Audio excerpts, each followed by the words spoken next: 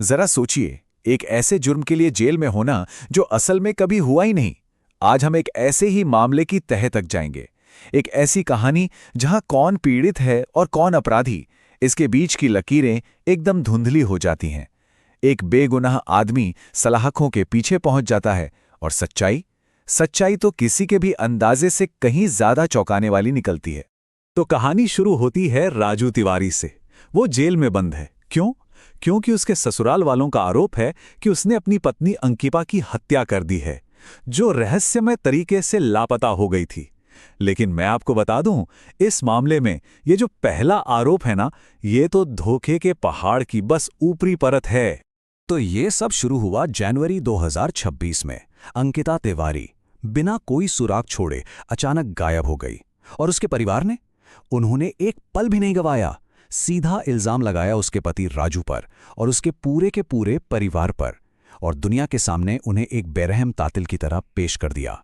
और जानते हैं, परिवार के ये आरोप बहुत जल्द एक ऑफिशियल चार्जशीट में बदल गए। 22 फरवरी 2026 को सिर्फ राजू पर ही नहीं, बल्कि उसके माता पिता, उसकी बहन, मतलब पूरे परिवार के 6 सदस्यों पर दहेज, उत्पीड़न और हत्या का मुकदमा दर्ज कर लिया गया। अब इतना सब कुछ होने के बाद इस भारी दबाव में राजू ने अदालत के सामने सरेंडर कर दिया और उसे सीधा जेल भेज दिया गया।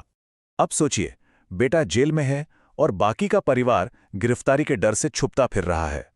ऐसे में राजू के पिता योगेंद्र तिवारी ने हिम्मत करके एक आखिरी बेताब कोशिश की। वो सीधे जिले के पुलिस अधीक्षक के पास पहुंच गए, और बस यही एक मुलाकात थी जिसने घटनाओं का ऐसा सिलसिला शुरू किया जो सब कुछ बदलने वाला था।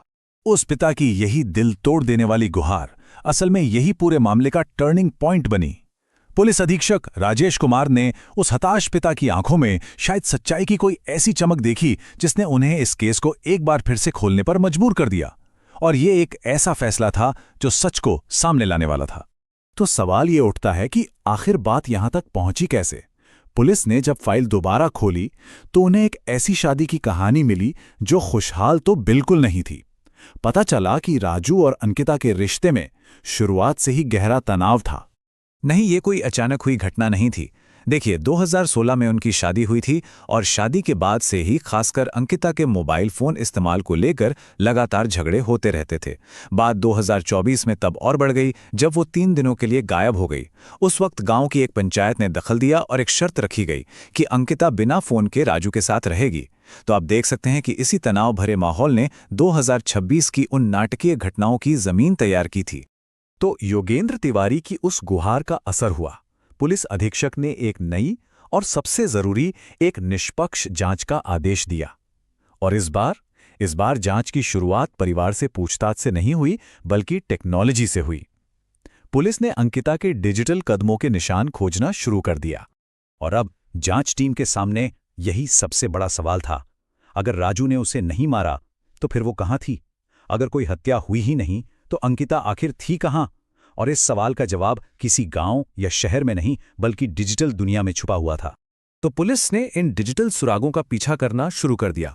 सबसे पहले अंकिता के पुराने कॉल डिटेल रिकॉर्ड्स यानी सीडीआर का विश्लेषण किया गया, और उससे पता चला कि वो अक्सर एक ही नंबर पर बहुत लंबी लंबी बातें करती थी। जब उस नंबर की जांच हुई तो पता चला कि वो उसके मौसेरे भाई रामू मिश्रा का था। बस अगला कदम साफ था।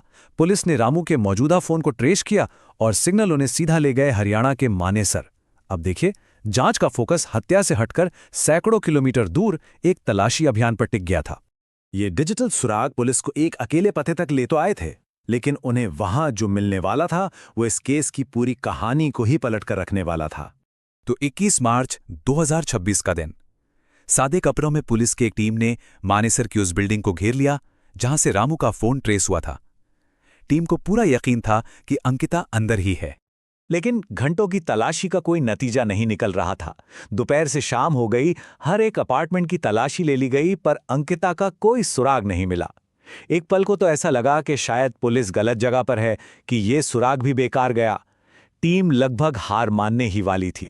पर तभी एक आखिरी हताश कोशिश में एक अफसर ने बिल्डिंग की छत देखने का फैसला किया, और वहां छत पर वो मिली अंकिता तिवारी, वो औरत जिसे सब के सब मरा हुआ मान चुके थे, अपने मौसेरे भाई रामू के साथ चुपचाप बैठी थी। वो जिंदा थी और बिल्कुल ठीक थी। एक मृत पीड़ित के जिंदा मिलने से ये केस पूरी तरह से 180 डिग्री पलट गया। अब पासा पलट चुका था और जो लोग आरोप लगा रहे थे अब वो खुद आरोपी बनने वाले थे। सबसे पहला काम, राजू तिवारी, जो एक ऐसे जुर्म के लिए जेल में था जो कभी हुआ ही नहीं, उसे फौरन रिहा करने का आदेश दिया गया। महीनों तक सलाखों के पीछे रहने के बाद वो आखिरकार एक बेगुनाह इंसान बनकर बाहर आया। और दूसरी तरफ अंकिता के पिता और भाई, जिन्होंने हत्या की झूठी शिकायत दर्ज करवाई थी, अब उन पर साजिश रचने और पुलिस को गुमराह करने का एक नया केस दर्ज हुआ। उन्हें गिरफ्तार किया गया और उसी कानूनी सिस्टम के हवाले कर दिया गया जिसे उन्होंने अपने फायदे के लिए इस्तेमाल करने की कोशिश की थी। ये पूरा मामला हमें एक बहुत परेशान करने वाले सवाल के साथ छोड़ जाता है। जब इंसाफ के लिए लगाई गई गुहार ही एक सोची समझी साजिश हो, तो इस झूठ की असली कीमत कौन चुकाता है?